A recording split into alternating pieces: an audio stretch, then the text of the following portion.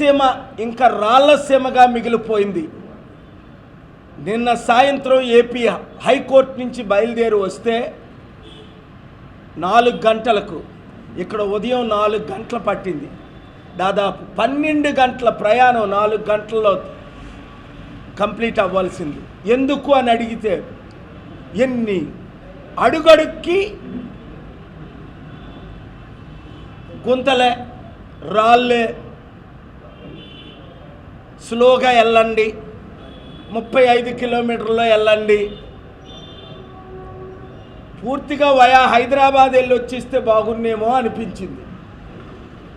రాయలసీమ నుండి ఎంతమంది ముఖ్యమంత్రులు అయ్యారో పేర్లు నేను చెప్పవసరం లేదు.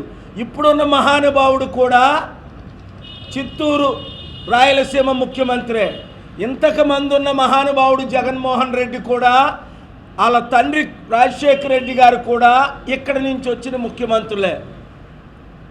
రాయలసీమ నుంచి ప్రధానమంత్రి కూడా అయ్యారు పివి నరసింహరావు గారు నంద్యాల నుండి. ఏం చేశారు రాయలసీమకు? కంపెనీలు తీసుకొచ్చారా? ఉద్యోగాలు ఇచ్చారా? రైతులకి ఆదుకున్నారా? కుటుంబాలను బాగు చేశారా? ఇంటికి 5గురికి 5 కోట్లు అప్పు ఇచ్చారు. సరికదా? ఆర్డిటి అనే సంస్థ, రూరల్ డెవలప్మెంట్ ట్రస్ట్, ఇంటింటికి సేవలు చేసిందట.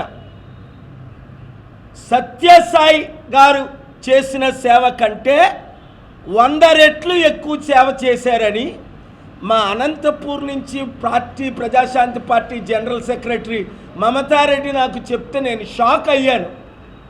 అలాంటి ఆర్డిటి సంస్థను ఎలక్షన్ పేర్లతో ఎఫ్సిఆర్ఏలు బంద్ చేసి, ఇప్పుడు భయభ్రాంతులు చేసి 100 కోట్లు ఇస్తే మీకు ఎఫ్సిఆర్ఏ ఇస్తామని నేను విన్నాను. నాకు తెలీదు, ఇంకా ఇవ్వలేదట. ఎఫ్సిఆర్ఏ అంటే ఫారెన్ కాంట్రిబ్యూషన్ రెగ్యులేషన్ యాక్ట్. ఇది ఎవరిది? ఫాదర్ ఫెరార్ గారిది. ఎక్కడి నుంచి వచ్చారు ఆయన? నా ప్రియమిత్రు దేశమైన స్పెయిన్.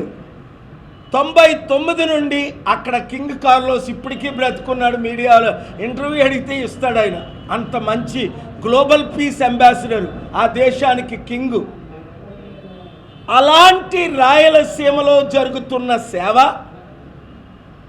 ఆపడానికి ఈ బీజేపీ తెలుగుదేశం పార్టీ మహానుభావుడు పవన్ కళ్యాణ్ ఎందుకు కుట్ర చేస్తున్నారు?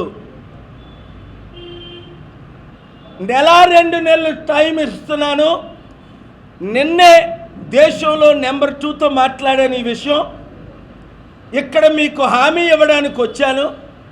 రేపు రాత్రి నేను ఢిల్లీ వెళ్తున్నాను. గుర్తించుకోండి, కరోనా టైంలో మదర్ తెరీసా చారిటీల్ని, తిరుపతి దేవాలయం టెంపుల్ని, ముస్లిం మాస్కుల్ని 52,000 కోట్లు వస్తున్న ఎన్జిఓలకి ఎఫ్సిఆర్ఏ రద్దు చేశారు. ఇక్కడున్న ఛానల్లో, పెద్ద ఛానల్లో బ్రేకింగ్ న్యూస్లు ఇచ్చారు. ఇప్పుడు ఎవడో మానేశారు బ్రేకింగ్ న్యూస్లు. ఎందుకు? అర్థమైపోయింది. ఇంకా మా కమ్మారెడ్డి కులాల పాలన పోయింది, పాలన వచ్చింది, బడుగు బలహీన వర్గాల పాలన వచ్చింది, బీసీ, ఎస్సీ, ఎస్టీ, క్రిస్టియన్, ముస్లిం 90% ఉన్న వారి పాలన వచ్చింది అని భయం పుట్టుకుంది. ఎస్, అది కరెక్ట్. 5% ఉన్న రెడ్డిలైనా 12 మంది ముఖ్యమంత్రులు అవ్వడం, 3% ఉన్న కమ్మోలైనా 3 ముఖ్యమంత్రులు అవ్వడం, 90% ఉన్న మేము ఒక బీసీగా మాట్లాడుతున్నా, దళితుల అమ్మాయిని పెళ్లి చేసుకొని ఒక దళితుడిగా మాట్లాడుతున్నా, మాకు అవకాశం ఇవ్వరా? బీసీ బానిసల్లారా, దళిత బానిసల్లారా, మందకృష్ణ మాదిగ లాంటి దళిత బానిసల్లారా, చూపిడి ప్రభాకర్ లాంటి దళిత బానిసల్లారా, బానిసత్వం నుంచి బయటికి రండి, ప్రజాశాంతి పార్టీలో చేరండి. డాక్టర్ బిఆర్ అంబేద్కర్ గద్దరన్న పార్టీ అయిన డాక్టర్ కేఏ పాల్ పార్టీని మీ పార్టీగా చేర్చుకోండి. 7569441275కి గ్రూపులు పెట్టండి. అనంతపూర్ గ్రూపు పేరు KA Paul or Prajashanti party, Kurnool KA Paul, Adoni Nandyal or Chittoor KA Paul fans అని పెట్టి ప్రతి ఒక్కరిని చేర్చండి. 2,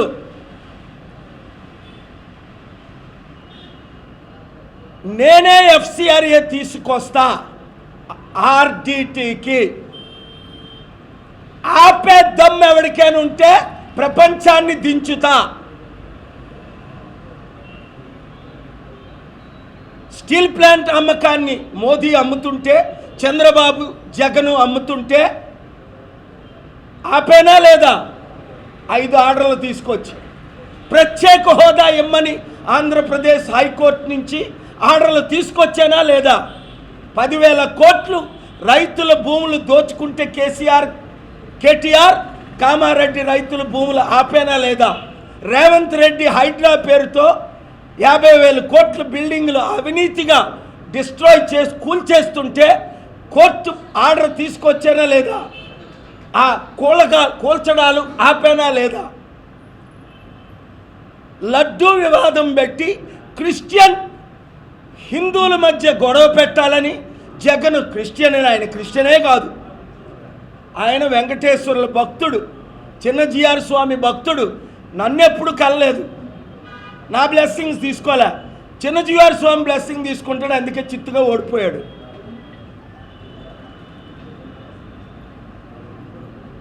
ఆయనకి ఈయనకి గొడవ పెట్టాలని పవన్ తమ్ముడు 30,000 అమ్మాయిల్ని తీసుకొస్తాను, మిస్సింగ్ అమ్మాయిలు మర్చిపోయాడు.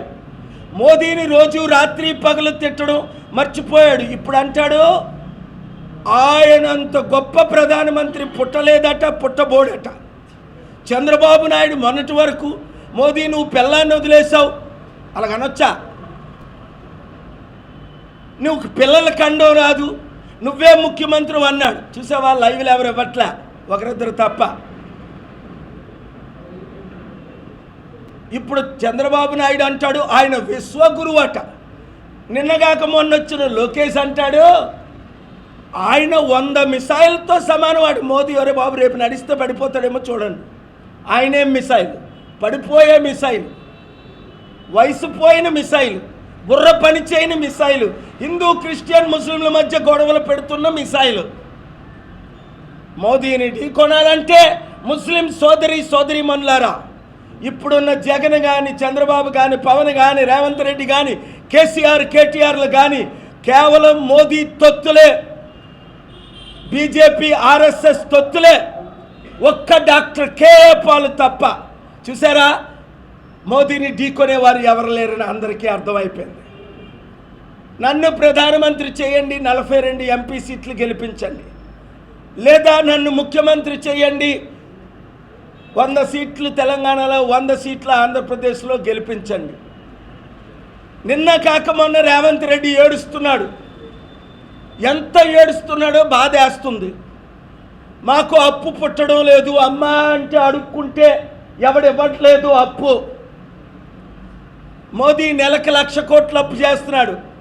ఆంధ్రప్రదేశ్ తెలంగాణలో 15 లక్షల కోట్లు అప్పు, వడ్డీ కట్టలేని పరిస్థితి. నేను అమెరికా వెళ్ళినప్పుడు 89లో చైనా ఇండియా GDP సమానంగా ఉండేది దాదాపు. ఇప్పుడు చైనా 7 రెట్లు ఎక్కువ, 21 ట్రిలియను, మనది 3 ట్రిలియను. చైనా 100 దేశాలకు అప్పిస్తుంది, మనం 100 దేశాల దగ్గర అప్పు తీసుకుంటున్నాం. అప్పులు తీర్చి, అభివృద్ధి చేసి, ఉద్యోగాలు తెచ్చి, కంపెనీలు తీసుకొచ్చి, హైదరాబాద్ లాంటి సిటీలు 2 తెలుగు రాష్ట్రాల్లో కట్టాలంటే మరలా కేఏ పాల్కి అధికారం రావాలి, పాలన రావాలి, పాలన మారాలి. నిన్న ఆంధ్రప్రదేశ్ హైకోర్టులో honourable chief justice of Andhra Pradesh ఠాకూర్జీ, Praveen పగడాలది హత్య అండి, ఆ కోణంలో మీరు విచారణ చెయ్యండి అంటే 2 నిమిషాలు టైం ఇవ్వలా, 5 లక్షలు కట్టు అంటాడు. అసలు ఆయనకి సుప్రీంకోర్టు గైడ్ లైన్స్ తెలుసా? పబ్లిక్ ఇంట్రెస్ట్ లిటిగేషన్ అంటే అర్థం ఏంటి? Honourable CJ, please read one more time the public interest litigation guidelines must be given preference. You have not given me 2-3 minutes. I am begging with folded hands.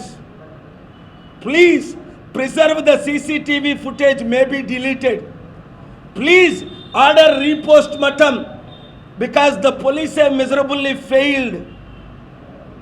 They have not shown Praveen Pagadala when he started in the motorbike, when he purchased the alcohol, or when he drank the alcohol, or when he died. ఎక్కడైనా ప్రవీణ్ పగడాల అని చూపించారా 400 ఫుటేజీల్లో? Your honour, 850 కోట్ల జనాభా ఉంది ప్రపంచంలో. మీకులాగా నాకులాగా ఉన్నాడు ఒక్కడైనా ఉన్నాడా? ఆయన కళ్ళు, ముక్కు, నోరు చూపించారా? ఆయన మోటార్ సైకిల్ మీద ఉన్నప్పుడు ఆయన ముక్కు, కళ్ళు, నోరు చూపించారా? ఆయన నడిపినప్పుడు చూపించారా? ఆయన ఆల్కహాల్ కొన్నప్పుడు చూపించారా? ఆయన తాగినప్పుడు చూపించారా? ఆయన పడిపోయినప్పుడు చూపించారా? ఆయన చనిపోయినప్పుడు చూపించారా?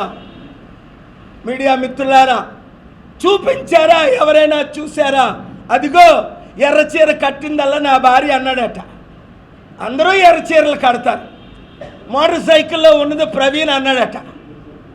ఇలాంటి ఇన్వెస్టిగేషన్ జరుగుతుంటే ఏం చేస్తున్నారు చంద్రబాబు నాయుడు గారు? 75 సంవత్సరాల అనుభవం ఉన్న ఆయన 44 సంవత్సరాలు నేను దేశాన్ని నడిపించాను అంటాడు. ఏమైనా అంటే యాక్సిడెంట్ ఈ అన్ని 18 భాగాల్లో కొట్టేసి, చిదగొట్టి, పళ్ళు పీకేసి, కత్తులతో పొడి చేస్తే దైవజనులారా ప్రజాశాంతి పార్టీలో చేరండి. మొలానాస్ టెంపుల్ ప్రీస్ట్ చేరండి. చంద్రబాబు ఇచ్చిన ఆ భిక్షం 5,000, 8,000 రూపాయలు మీకు 1,00,000 రూపాయలు అప్పు చేసి 5,000 ఇస్తున్నాడు. ఆకలితో చవ్వండి కానీ ఆ ట్యాక్స్ పేరు డబ్బులు తినకండి. దరిద్రం కొని తెచ్చుకోకండి. ఏ సావులాగా ఒక పూట కూటి కొరకు మీ ఆశీర్వాదాన్ని, అధికారాన్ని అమ్ముకోకండి. చంద్రబాబు అడుక్కుంటే నేను డబ్బులు ఇవ్వలేదా? రాజశేఖర రెడ్డి అడుక్కుంటే నేను ఇవ్వలేదా? సోనియా గాంధీ అడుక్కుంటే నేను ఇవ్వలేదా? కేసీఆర్ అడుక్కుంటే నేను ఇవ్వలేదా? నరేంద్ర మోదీకి నేను ఇవ్వలేదా? అందరికీ ఇచ్చే ఈ చేతులు ఆర్డీటీకి అధికారం తీసుకొస్తా. మీడియా మిత్రులారా, 2 కార్లు పెట్టండి. ఆర్డీటీ బోర్డు మెంబర్స్ అందరినీ తీసుకొని రండి. హైదరాబాద్ రేపు శుక్రవారం కానీ శనివారం కానీ అన్ని ఖర్చులు నేనే పెడతా. కామారెడ్డి పెట్టినట్లు మా హైదరాబాద్ ఆఫీసులో వారిని కలుస్తా. దయచేసి నాకు ఆ మద్దతు. మీ ఖర్చులు పెట్టొద్దు. 30 రోజుల్లో వాళ్ళు వచ్చి నన్ను కలిసిన 30 రోజుల్లో FCRA తీసుకొచ్చి తీరుతా. 6,200 మందికి FCRAలు తీసుకొచ్చా. తిరుపతి టెంపుల్కి FCRA క్యాన్సిల్ చేశారో లేదో చూడండి. నేను తీసుకొచ్చా. ఢిల్లీ హైకోర్టులో పిల్లేసా. మదర్ తెరీసాకి నేను తీసుకొచ్చా. 1,000 మందికి నేను తీసుకొచ్చా. ఎప్పుడు? 3 సంవత్సరాల క్రిందట కరోనా టైంలో 5 లక్షల కోట్లు దానం చేశా. నన్ను చేయనివ్వట్లేదు. నా డబ్బులు సీజ్ చేసేసారు. నన్ను ఇబ్బందులు పెడుతున్నారు. అడుగడుక్కి అడ్డుకుంటున్నారు. కానీ ఆపగలుగుతున్నారా? దేవుడు ఆరంభించిన ఈ ప్రయాణాన్ని ఎవడు ఆపలేడు. ఎవడు నన్ను చంపాలని చూస్తే వాడు గుండె ఆగి 7 ఏ విధంగా చచ్చారో ఇంకొక 7 మంది చస్తారు.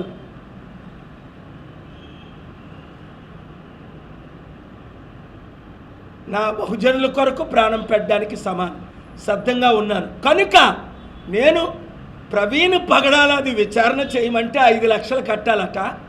Farmer home minister, finance minister Chidambaram వస్తే ఇదే జడ్జి గారు నిన్నే ఐటమ్ 48, 46 2 గంటల 15 నిమిషాలు 135 నిమిషాలు ట్యాక్స్ డబ్బులు 2 కోట్లు 5 కోట్ల గురించి వినడానికి టైం ఉంది. ఇండియా ఇమేజ్ని, ఒక దైవజనుడిని అన్యాయంగా చంపేశారని అందరూ అంటున్నారు. వాళ్ళ ఫ్యామిలీ మెంబర్ ఎవరైనా వచ్చారా అని అడిగారు. ఫ్యామిలీ మెంబర్ ఎవరు వస్తారు? వాళ్ళకి ఫోన్ చేసి జడిపించి మీరు దేశ విదేశాలు వెళ్ళిపోండి అని భయపెడుతుంటే ఫ్యామిలీ మెంబర్ వస్తారా? ధైర్యం ఉన్న కేఏ పాల్ వచ్చాడు. అయినా ఫ్యామిలీ మెంబర్ ఎందుకు కేసు వేయాలి? మీ తరపుని నేను కేసు వేయకూడదా? సుప్రీంకోర్టు గైడ్ లైన్స్ ప్రకారం ఆర్డర్స్ తేలేదా? తగ్గేదేలే. రాత్రి పగలు పాకిస్తాన్ ఇండియా మధ్య చర్చలు జరుపుతున్నాను. 2002లో మీకు తెలుసు నేను పాకిస్తాన్ వెళ్ళిన సంగతి, నేను వాజ్పేయి గారిని కలిసిన సంగతి దేశ నాయకులు తెలుసు. మోదీ గారు అప్పుడు ముఖ్యమంత్రి. 2002 జూన్లో మీకు ఎవరికి చెప్పకుండా అమెరికా వెళ్ళాను. శనివారమే తిరిగి వచ్చాను. 3 రోజులు అయింది, 4 రోజులు. అమెరికాలో ఉన్న పెద్ద నాయకులందరినీ కలిశా, ఒక్కడు తప్ప 10లో 9 మందిని కలిశా. వాళ్ళు కూడా గారు 2 దేశాలని ప్రేమించిన వారు మీరు ఒక్కరే, యుద్ధాన్ని ఆపగలిగింది మీరు ఒక్కరే అంటే చర్చలు జరుపుతున్నాను. నాకు సోమ మంగళ బుధవారం 3 కేసులు ఉండబట్టి ఆంధ్రప్రదేశ్ హైకోర్టుకు వచ్చాను. ఎందుకంటే రేపటి నుంచి కోర్టులు జూన్ 16 వరకు సెలవని. మోదీ గారిని అమిత్ షా గారిని శనివారం కలిసిన తర్వాత నేను ఆదివారం పాకిస్తాన్ వెళ్తున్నాను. వీళ్ళు 10 రోజులు టైం అడిగారు. నిన్ననే పెద్ద ఆయనతో మాట్లాడాను. ఆయన చెప్పకూడదు, మీరు అడిగారు కనుక నేను సత్యం చెప్పాలి కనుక చెప్తున్నా. పాకిస్తాన్ యుద్ధం ఆపడానికి అన్ని ప్రయత్నాల్లో ఉన్నాను. మొన్న టర్కీ వెళ్ళాను. రష్యా యుక్రెయిన్ యుద్ధం ఆపడానికి చర్చలు జరిపాను. ఎప్పుడు? ఏప్రిల్ గత నెలలో 2 వారాల క్రిందట 1200 మంది పెద్ద లీడర్సు, మా కోఆర్డినేటరు, మా అంబాసిడర్ పెట్టిన మీటింగ్ వచ్చారు. ప్రపంచ నాయకులందరూ వచ్చారు. నిన్న ఆంధ్రప్రదేశ్ హైకోర్టులో ఫోటోలు రిలీజ్ చేశాను కోర్టుకి. ఇదిగోండి, వీరందరూ ప్రవీణ్ పగడాల గురించి అడుగుతున్నారు, మణిపూర్లో జరిగిన హత్యల గురించి అడుగుతున్నారు. నిన్న కోర్టుకి కాపీలు ఇచ్చారు. ఇంకా అంతకంటే రుజువులు ఏం చేయాలి? మోదీ గారికి పంపించా.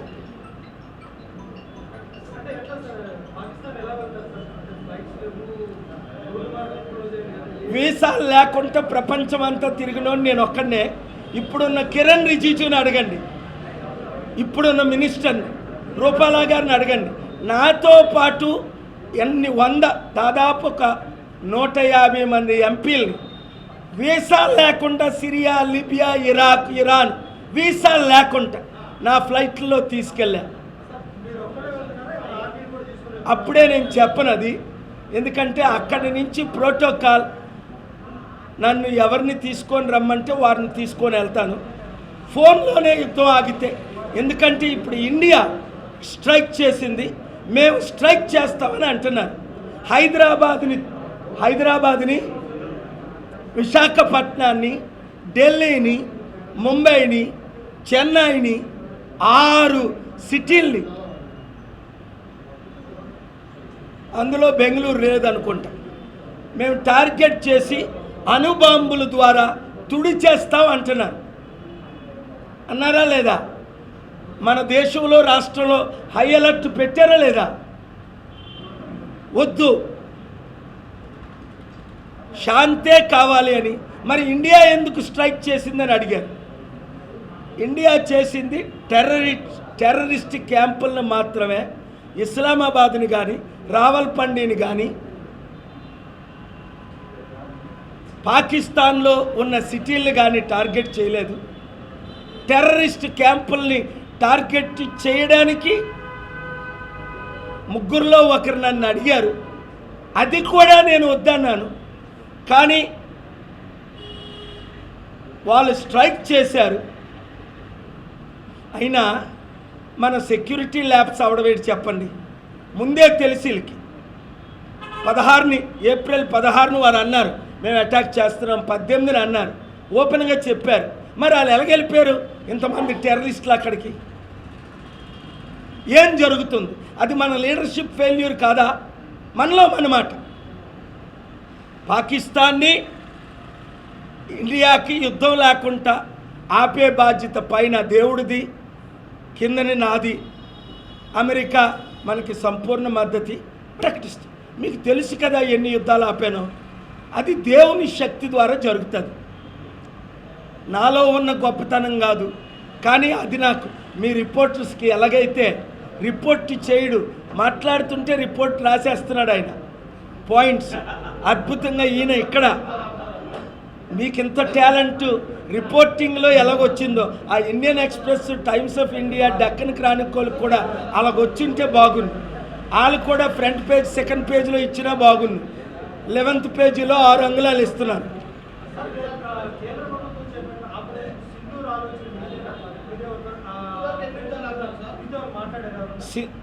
ఆపరేషన్ సింధూర్ టార్గెట్ చేసినవి అది కేవలం నేనైతే వద్దనను, ఓపెన్గా అన్నాను, సీక్రెట్ నేనైతే వద్దన్నా. ఎందుకంటే I'm going to Pakistan along with the blessings and concern of our honorable Prime Minister Modi ji. I am speaking in English. I have spoken to Honorable Rupala ji yesterday. He asked, we are going to meet Amit Shah ji and Modi ji most likely tomorrow night. If they give me consent, I am going to Pakistan on Sunday.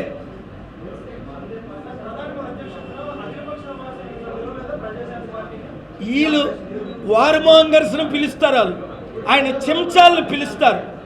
నేను ఆయన చెంచాను కాదు. ఆ